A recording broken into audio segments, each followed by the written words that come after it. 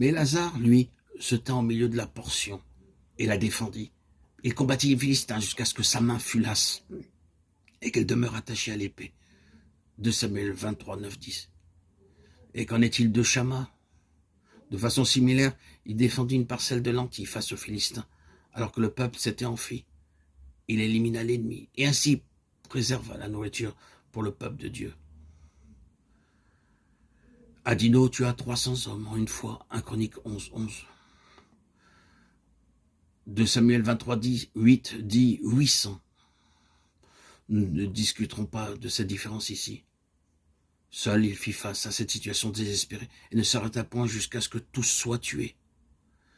Ces exploits de ces hommes ont peut-être leur propre signification symbolique, mais ce n'est pas ce qui nous importe. L'important est ceci, ces hommes forts vécurent à un moment de transition, quelque chose qui était en dessous de la pleine pensée de Dieu pour son peuple, primé. Saül était sur le trône, et ceci n'était pas selon la volonté de Dieu. Le peuple avait été amené sous la domination à un autre ordre de choses.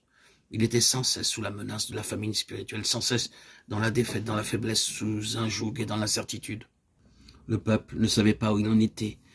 Il ne savait pas quel chemin prendre. Tout était confus et dans un état complètement satisfaisant.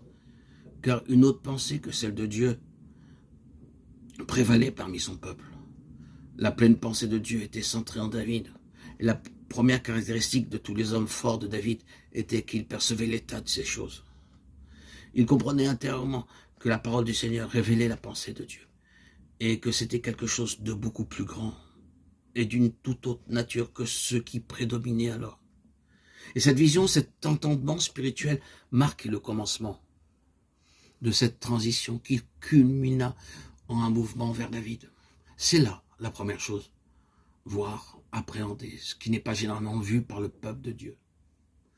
Cette chose que le Seigneur désire vraiment, cette chose qui, si elle était établie, impliquerait un grand changement pour ce peuple, dans quelle plus grande plénitude et à quel plus haut niveau il vivrait alors.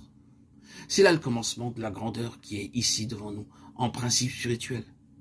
Ces hommes forts perçurent et saisirent la pensée de Dieu et la direction dans laquelle cette pensée allait. Et ils dirent, cela en est assez de cette chose. Nous en faisons partie, mais cela est fini maintenant. À partir d'aujourd'hui, nous nous préoccuperons de la pleine pensée de Dieu et nous ne serons satisfaits qu'il n'y ait rien de moins. Ils se consacrèrent entièrement à cette pensée. Ici est le commencement de la grandeur spirituelle.